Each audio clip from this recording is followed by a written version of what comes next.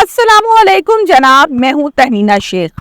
वो तारीख आने वाली है जिस दिन पेशी होगी जस्टिस फॉर अनीस के हवाले से, यानी कि 24 तारीख जब पेशी होनी है।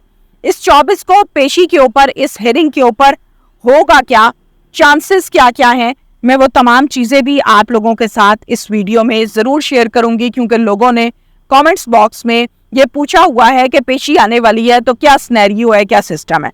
अच्छा, आपको पता है कि मैंने एसपी मुनज़्ज़ा साहिबा, जो कि इन्वेस्टिगेशन की एसपी हैं, उनसे मैंने प्रॉपर एक इंटरव्यू किया इस केस के हवाले से और बड़ी डिटेल के साथ आप लोगों के सामने भी रखा। उन्होंने मुझे अपने इंटरव्यू में ऑन द रिकॉर्ड ये बात बताई थी कि ज़्यादा से ज़्यादा हम सिर्फ इंतज़ार में हैं कि अनीला ज़रा स्टेबल हो जाए मेडिकली तौर पर, हालत उसकी बेहतर होती है, रिकवर होती है तो हम उसको गिरफ्तार करेंगे।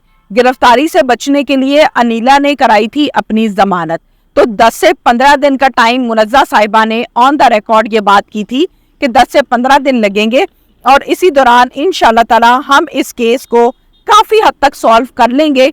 80% हम इस केस को ऑलरेडी सॉल्व कर चुके हैं। बाकी की सारी बात जो है वो सिर्फ और सिर्फ अनीला के बयानात को कलमबंद करना है, तो हमारा केस हमारी तरफ से मैच्योर हो चुका। इसके साथ साथ जब हम बात करते हैं तफ्तीशी के हवाले से, तो तफ्तीशी से जज साहब ने पूछा था कि आपको अब मजीद और कितने दिन लगेंगे इस केस को सॉल्व करने के लिए, तो तफ्तीशी ने कहा था कि सर मजीद 10 दिन दे दें, 10 दिन के अंदर अंदर हम इस केस को सॉल्व कर लेंगे और सॉल्व करके मिसलों का हिस्सा बना के आपके सामने तमाम तहकीकात, तमाम इन्वेस्टिगेशन को रखेंगे, ताकि आप लोगों को भी क्लियरली पता लग जाए कि पुलिस ने अपना काम कर लिया। एसपी मुनज़्ज़ा 10 से 15, तफ्तीशी जज के सामने 10 दिन। इसके साथ साथ मैं आप लोगों को ये भी बता दूं कि लोग जानना चाहते हैं कि इस हेयरिंग पर होगा क्या, फैसला क्या होगा। कत्लो गारत हो गई है, हाईलाइट हो गया है मामला, काफ़ी हद तक लोग इसको जानना चाहते हैं इसके हवाले से।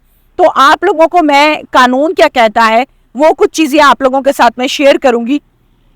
देखिए, सबसे पहले हम बात कर लेते हैं अनीला और अनीला की फैमिली के हवाले से। अब अनीला की जो फैमिली है, अनीला के जो भाई हैं, उनका ये कहना है कि अनीला इस कत्ल में शामिल नहीं थी, अनीला ने बाय हैंड अटेम्प्ट नहीं किया, अनीला फिजिकली इस कत्ल में शामिल नहीं थी।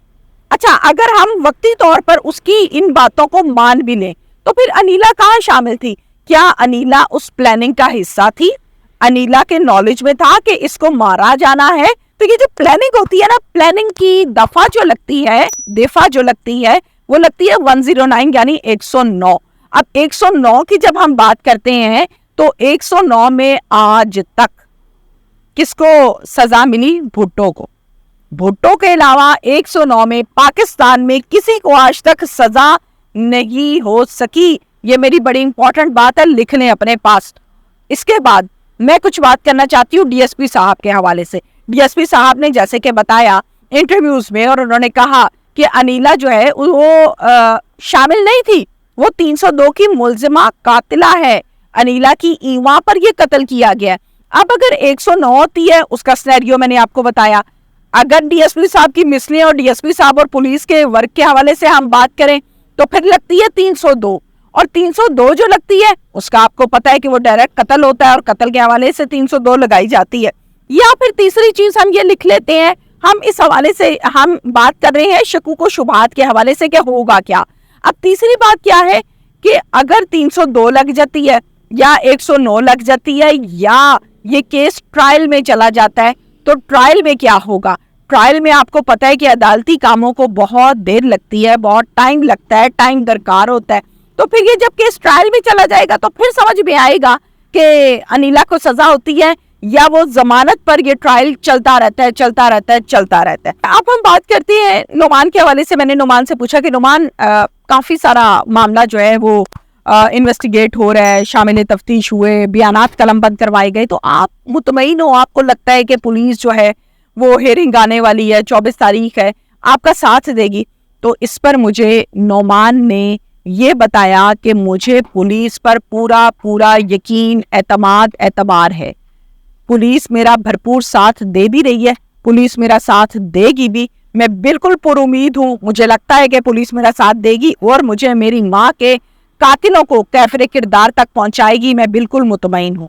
اب اس کے ساتھ ساتھ ہم کچھ بات کر لیتے ہیں اس حوالے سے کہ انیلا یہ کہتی ہے کہ میں بیمار تھی، میری پوزیشن ایسی تھی کہ میں اس ٹائم کسی کو نہیں بتا سکی، میں آلریڈی اپنے ہیلتھ کے حوالے سے بڑی اپسٹ تھی، بڑے مشکل وقت چل رہا تھا میرا۔ اگر ہم وقتی طور پر انیلا کی اس بات کو مان لیں کہ انیلا سختی میں تھی، انیلا کی حالت ایسی نہیں تھی کہ وہ ادھر ادھر کے پنگوں میں شامل ہوتی، تو کیا انیلا بعد میں بھی نہیں بتا سکتی تھی؟ اتنے دن اس معاملے کو چھپانے کی کیا ضرورت تھی؟ اب یہاں پر جو حمزہ ہے نا، وہ بڑا شارپ مائنڈڈ لڑکا ہے، وہ بڑا چلاک آدمی ہے۔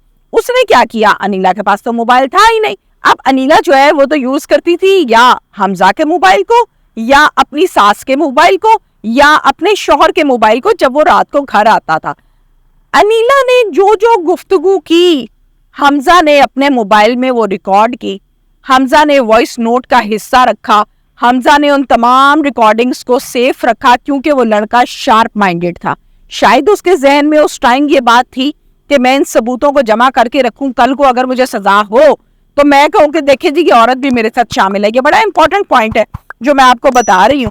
تو ظاہر ہے جب ساری کی ساری پلاننگ ہو رہی تھی، وائس نوٹ میں نے بھی سنا، آپ لوگوں نے بھی سنا، اس میں بڑا کلیئرلی ہم سن سکتے ہیں کہ یہ ساری پلاننگ ہو رہی تھی جس میں انیلا کو ایک ایک چیز کا علم تھا۔ تو تیار رہتے ہیں، دیکھتے ہیں کہ اس ہیئرنگ پر کیا ہوگا۔ Thank you very much.